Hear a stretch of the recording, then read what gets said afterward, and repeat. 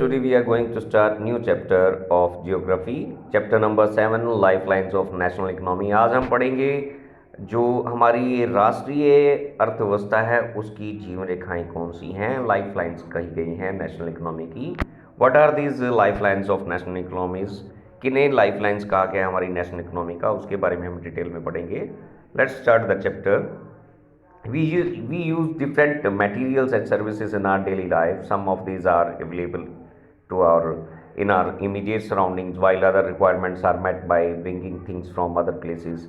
Goods and services do not move from supply locales to demand locales on their own. The movement of these goods and services from their supply location to demand locations necessitate the need for transport.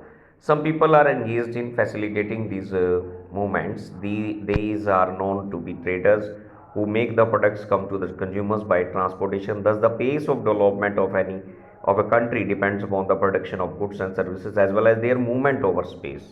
Therefore, efficient means of transport and are prerequisites for fast development.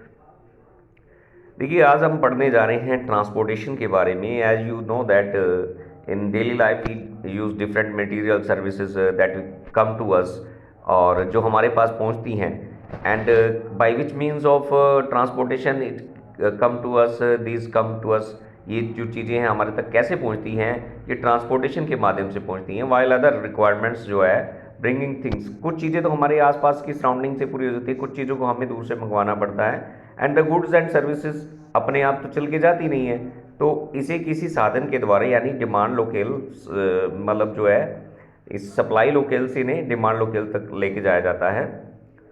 तो movement of these goods and services from the supply location to demand locations जो है transport की ज़रूरत पड़ती है। कुछ लोग इन्हीं मूवमेंट्स की को फैसिलिटीज़ प्रोवाइड करने में लगे होते हैं, यानी कुछ लोगों का जो कार्य होता है, they are engaged in the work of movements of goods and services from one place to another, and this facility is called transportation. इसे हम ट्रांसपोर्टेशन की फैसिलिटी कहते हैं, यानी यातायात की फैसिलिटी कहते हैं। And there are different types of transportation, there are different means of transportation. Transportation के अलग अलग साधन हैं। Movement of these goods and services can be over 3 important domains of our earth, यानी लैंड, वाटर एंड एयर पर हमारी जो movement है गुड्स एंड सर्विस की अलग अलग तरह से हो सकती है। Based on this transport can be classified into land, water and air transport. जो हमारा ट्रांसपोर्ट है उसे हम 3 तरह से बांटते हैं, एक लैंड, एक वाटर और तीसरा air transport. Means of transport, land में क्या होता है, लैंड पर कौन कौन से होते हैं, रोडवेज, रेलवेज, जो पाइपलाइन बिछाई जाती हैं वो लैंड पर बिछाई जाती है, दैट्स वाई ये लैंड ट्रांसपोर्टेशन हो गया।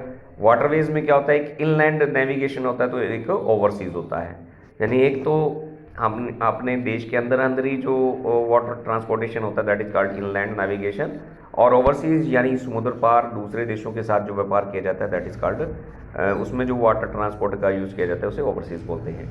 एयर जो है डोमेस्टिक एयरवेज होते हैं और इंटरनेशनल एयरवेज होती हैं, और ये भी जो डोमेस्टिक एयरवेज हैं वो पब्लिक अंडरटेकिंग और प्राइवेट 2 तरह के होते हैं। इस तरह से ये these are the means of transportation. For a long time trade and transport were restricted to a limited space. लंबे समय तक जो ट्रेड और जो ट्रांसपोर्ट थे वो एक लिमिटेड स्पेस तक ही सीमित थे। With the development in science and technology the area of influence of trade and transport expanded far and wide. मतलब जैसे जैसे हमारी साइंस और विज्ञान और हमारी तकनीक ने उन्नति की है वैसे वैसे हमारा जो ट्रेड है वो भी दूर दराज एरिया तक फैल गया है। Today the world has been converted into a large village with the help of efficient and fast moving transport.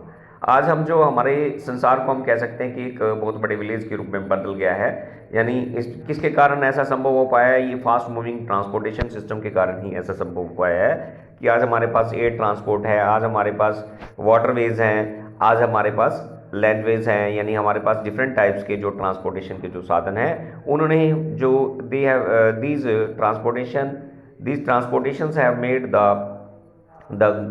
Goods made the quick movement of goods, यानी कि हम आसानी से जल्दी से वस्तुओं को एक स्थान से दूसरे स्थान पर पहुंचा सकते हैं। Transport has been able to achieve this with the help of equally developed communication system. और ट्रांसपोर्टेशन के साथ साथ ये संभव कैसे हो पाया? कम्युनिकेशन सिस्टम जो हमारा डेवलप हुआ है उसके साथ भी हुआ है। Therefore transport, communication and trade जो है वो these are complemented to each other, यानी ट्रांसपोर्ट, कम्युनिकेशन और जो ट्रेड है वो एक दूसरे के पूरक हैं। Today India is well linked with the rest of the world despite its vast size, diversity and linguistic and socio cultural plurality. Railways, airways, waterways, newspaper, radio and waterways, radio, television, cinema and internet etc. have been contributing to its socio-economic progress in many ways.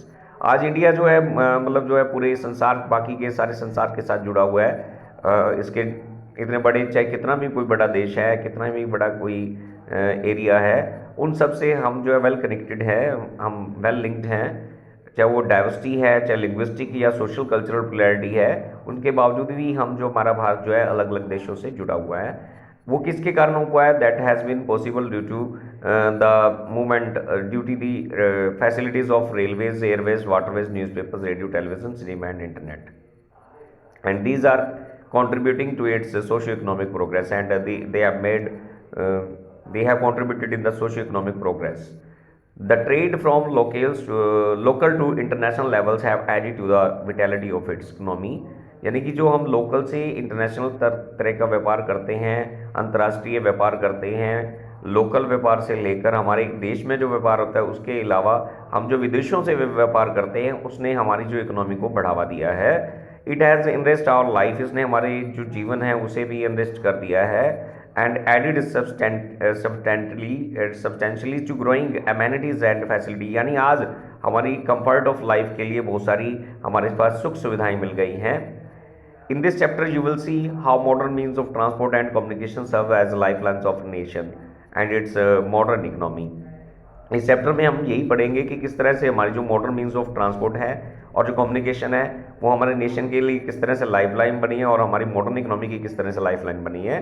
It is दस evident that a dense and efficient network of transport and communication is a pre request for local, national and global trade off today.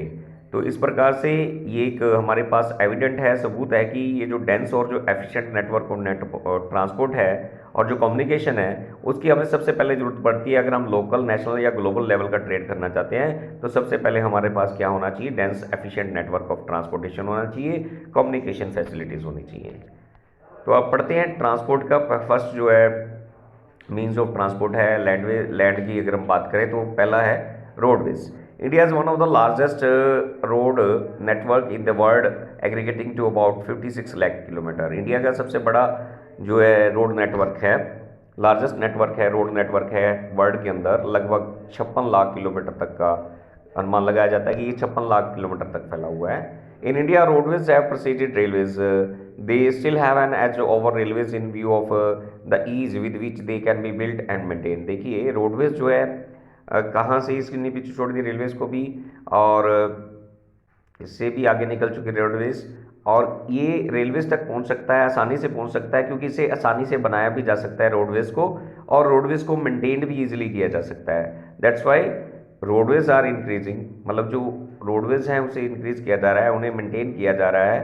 और आप देख रहे हो कि अब जो है हाईवेज़ बन रहे हैं, ठीक है, 6 लेन 4 लेन जो हाईवेज़ बन रहे हैं। The growing importance of roadways, road transport vis-a-vis rail transport is rooted in the following reasons। क्या कारण है कि हम जो है रेलवेज़ की अपेक्षा रोडवेज़ को प्रेफर करते हैं, यानी कि रेलवेज़ की अपेक्षा जो है इंपॉर्टेंस जो है रोडवेज़ की ज़्यादा रहती है। क्या कारण है उसके पीछे? तो हम कारण पहला क्या है, construction cost of road is much lower than that of railway lines. अगर हम कंपैरिजन करते हैं रेलवे लाइन से तो जो कंस्ट्रक्शन कॉस्ट है रोड्स की वो रेलवे से काफ़ी कम है।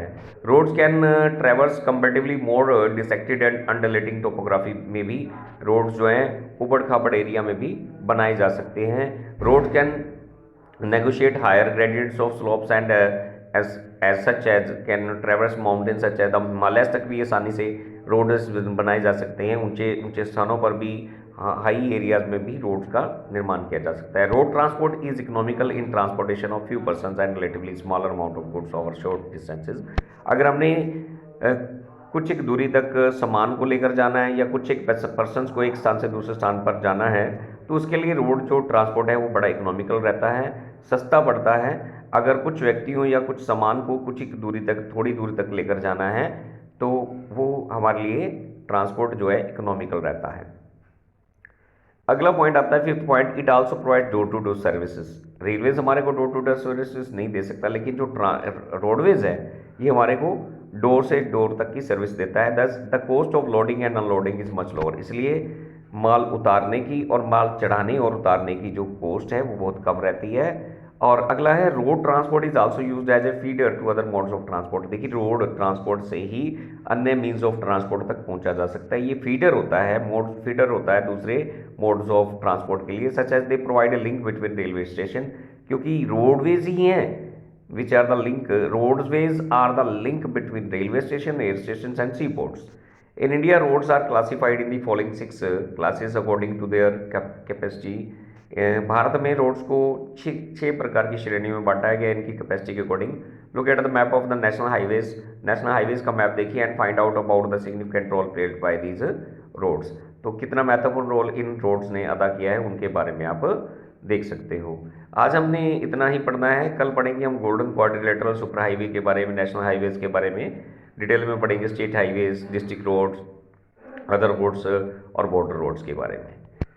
Thanks and have a nice day. अभी आपने सिर्फ इन चैप्टर्स को देखना है, अच्छे से स्टडी करना है। कोई प्रॉब्लम आती है तो you can feel free to discuss with me on my personal number, you can call me और you can send me messages and there is no need to write question answers now. You can write question answers or written work you can do after your periodic test too.